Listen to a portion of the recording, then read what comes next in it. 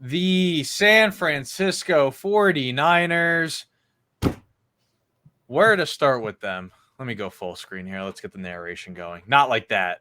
I wanted to see if you would do it. I always want to use that one because it's so absurd. All right. Going into the season last year, it was a question: will Jimmy G be on the roster? Will Jimmy G be this? Will Jimmy G be that? After bringing him to the NFC Championship game in 2021, he stays on a restructured deal, no trade clause. He gets to stay in San Francisco. After 6 quarters of Trey Lance, he dislocates his ankle, shin bone. Jimmy G steps back into that starting role. He rolls through. He goes all the way through November to where he gets hurt. He injures his foot against a very tough Miami Dolphins front seven, to where who else but Brock Purdy, the man from Iowa State, steps in, and he goes on one of the most magical runs in NFL history as a rookie. Mr. Irrelevant was Mr. Irrelevant no more. He is Mr. Relevant.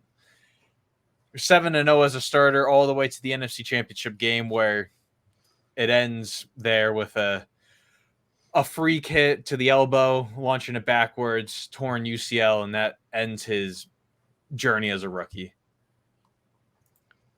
I don't want that. I want this. So where do we go? I'm so glad it happened again.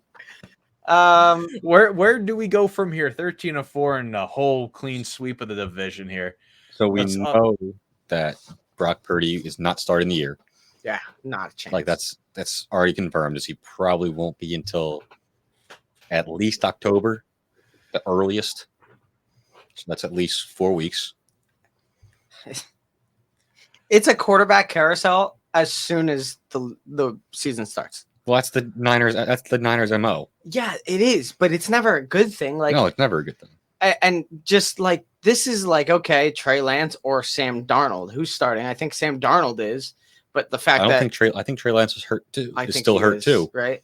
So I think it's guaranteed that Darnold starts the year. I don't even know who Brandon Allen is. Brandon Allen. Come on, he was a Texan starter. Well, Cincinnati. He was there for a while, and before that, who knows? I am all for Sam Darnold being the starter for the 49ers. Yeah, of course you are. I'm not. Okay, well, you're not. I am. So that's why we're different. What week do we get either Trey Lance or Brock Purdy? I really think Brock Purdy could start the year. I really think. Yeah. I think it's 4 weeks minimum before you see either of them. He's currently in Florida with the quarterbacks coach, and they just kind of been like just working out. It's nothing like vigorous, but it's just let's kind of see where we're at, and we're just going back and forth, just passing the football. I think we'll know more when we get to when they report. We'll probably figure out a lot more where Brock Purdy is. But if Brock Purdy cannot start, I think this is Sam Darnold's team. Because I don't think I did not like. There wasn't enough from Trey Lance that I saw that just makes me scream, man, I want him back as the I think starter. he's a non-option, so it's either Sam Darnold or when Purdy's healthy. Well, yeah. So what I have is, first of all, for a month now, Brock Purdy's been throwing, a month plus. Brock Purdy's been throwing, which is good. Also, though, whether Brock Purdy starts week 1 or not, this is still coming off an injury that is bad, directly affecting your play. Like it's the same injury that ended Big Ben's career. Yeah, when Big Ben couldn't throw more than like 15 yards, it felt like. Well, Ben Roethlisberger was a tree at the last point of his career. He was always a tree. Yeah, but sometimes he was a tree that was like... He was a mobile tree, okay? Like, you just see... You ever see those NATOs just pick up trees and they just throwing them everywhere? Like, that was him, and that instead it's just a pew. I can't really find... Do you want me to bring up my thing while you kind of point out your stuff there?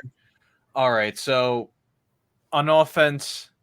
They didn't really focus too much on offense during the draft, except for Cameron Latu, tight end at pick 101. Additions: Chris Connolly's one from where did they even pick him up from? Tennessee. I didn't even know he was on Tennessee. John Feliciano, center. That was the one Giant center. Well, other than that, they didn't really make too many acquisitions on the defense, but they did lose Mike McGlinchey, and that's a big piece that they lost. Daniel Brunskill, another big piece from the offensive line. So now you have Colton McKivitz and then Spencer Burford come in. But then you still have Debo, you still have Ayuk, you still have Juwan Jennings, Trent Williams, even though he gets another year older, he gets another year better somehow, some way. As what we mentioned with Seattle, I think this is a team that will rely on quarterback play to get good. So whether if Brock Purdy was a 7-game wonder or maybe Sam Darnold gets his fit finally in his career, we'll figure that out. But I mean, if you can stop the run, you can stop the Niners. They prey more on that their defense will win them a game. I'm just not. I am not a Niners. I'm not a Niners. I am not a Kyle Shanahan believer. You're not the quarterback guru kind of guy. You don't believe in the QB gurus. He's not a QB the guru. right ones. What QB has he developed that's good? Like what QB has he made? Has he elevated besides Matt Ryan in 1 year? If that was his RG3, MO, right? If that was his MO, well, that was a while ago though. But if that was his MO about the quarterback guru thing, the Trey Lance project failed epically. Miserably. I will say that. I do not like how that went at all. All right, so here's the thing. As of 3 weeks ago, Brock Purdy remains on track to be ready for the 2023 season. Okay. Also, Alex Smith, who I guess is a part of the organization now, says that he's very confident in Brock Purdy, says Brock Purdy is mentally tough, like actually mentally tough. When they did their draft interview with Brock Purdy, he was very impressed at some of the answers, and his biggest impression was mentally tough guy. So, okay. I mean, I respect all of that. I think that's good to know.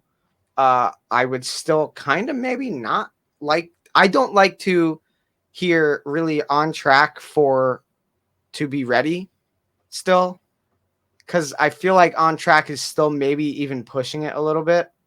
And I also, there hasn't been an update for the last 3 weeks about it, and we're getting close here. So I don't know. He's also guaranteed to miss camp. Yeah, right? That's what I would think too. Or at least the parts of camp that need to matter. I think he'll be there. Like I said, he's throwing. So I'm a believer that training know. camp's a big deal. Yeah, I agree. I would say maybe, hey, you don't have to start Brock Purdy week 1. And I feel like maybe we shouldn't, I feel like maybe they won't. So we'll see where that goes. But that's the current update that I could find amongst multiple sources.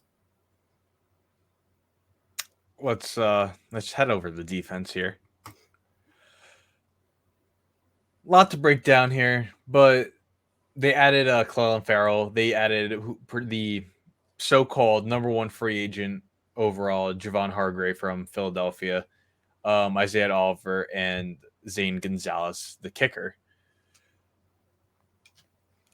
Okay. This front seven still scares me. They really do. Even despite losing Samson Ebukam, Charles Omenihu, Aziz Al-Shahir. I mean, this is still very much the same team now, pretty much. The corners are always going to be bad for this team. They're always going to be bad. But the front seven makes up for it because the corners only have to play as good as the front seven gets to a quarterback. Hey. Well, they usually have good safeties. Like their safety play is usually pretty good. Yeah, Hufanga is amazing. I love Hufanga. I've loved his play. He blew up last year. No idea who he was until, you have to figure out, oh, who is this guy? Quick Google search. There you go. Also, Isaiah Oliver is not bad. That's a solid addition, I feel like.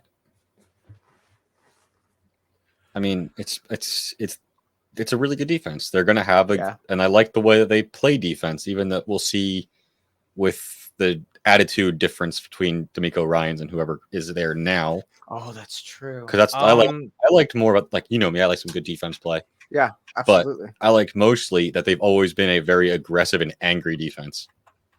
Whether it was Saleh, D'Amico Ryans, like they just always had that energy that I like. Steve Wilkes is the defensive coordinator.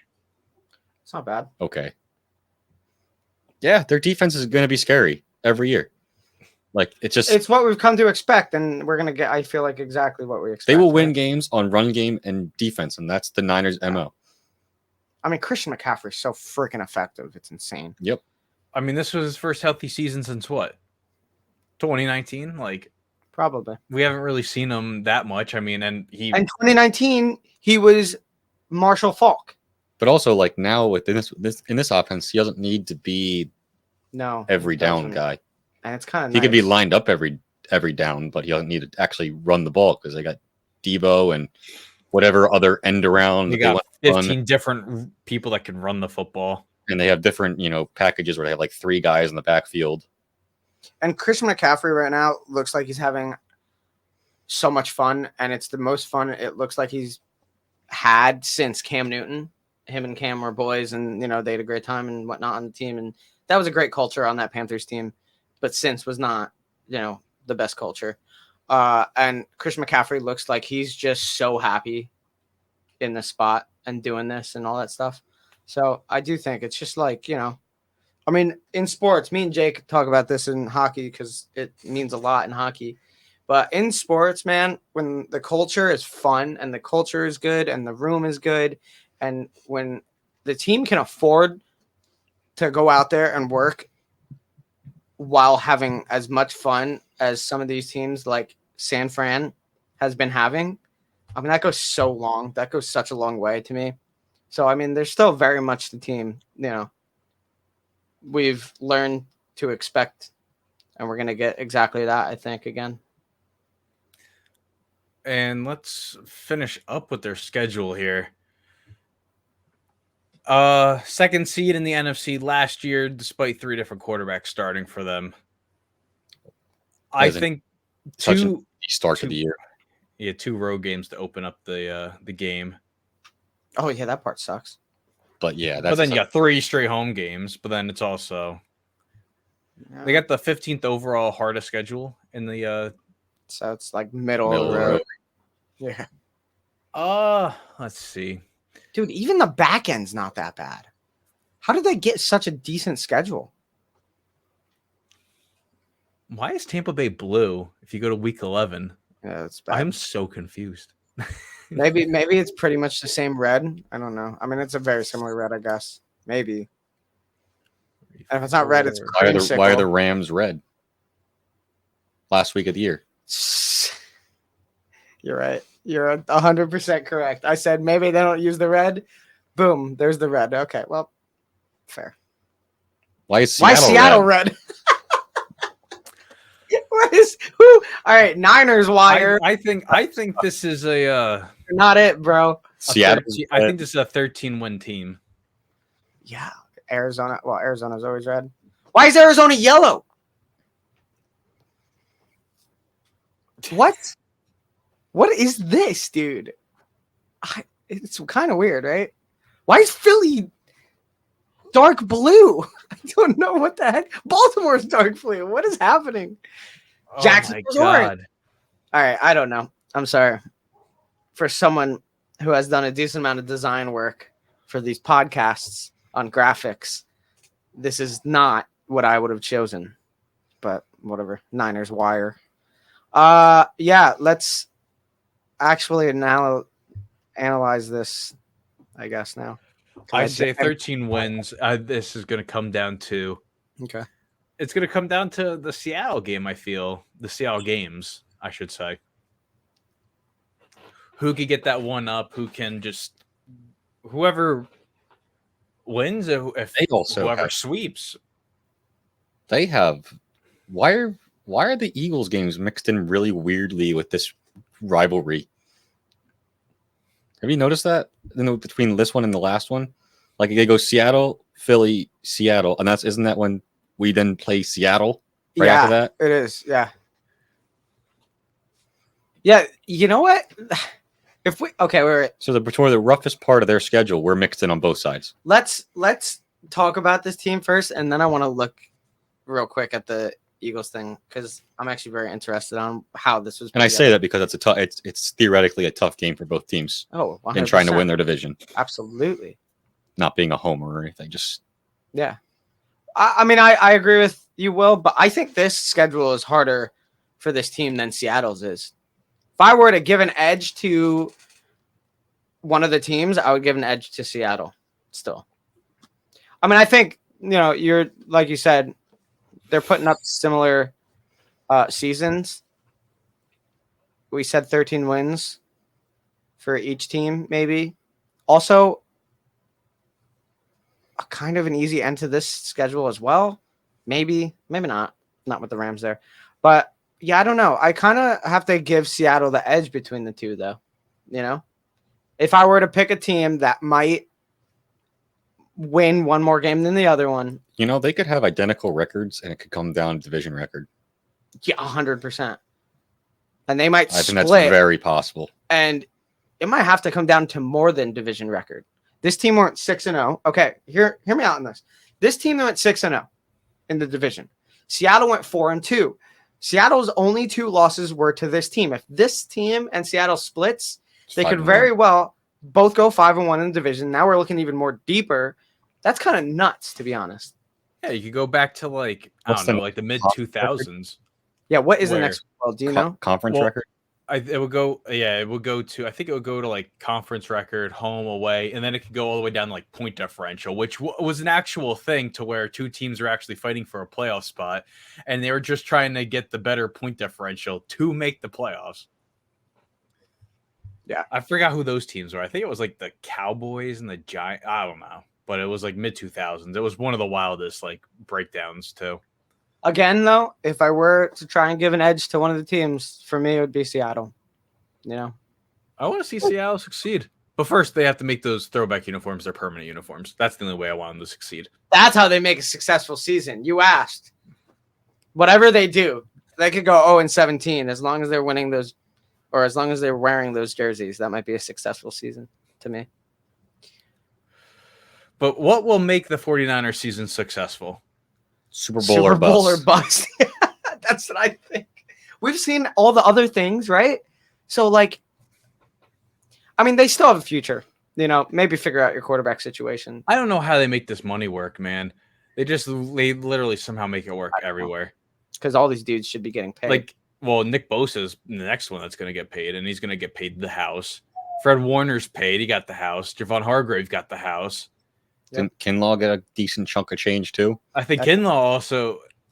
I don't think they picked up Kinlaw's deal. Well, they probably couldn't.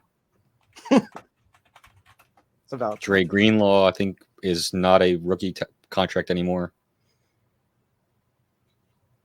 or he might be still.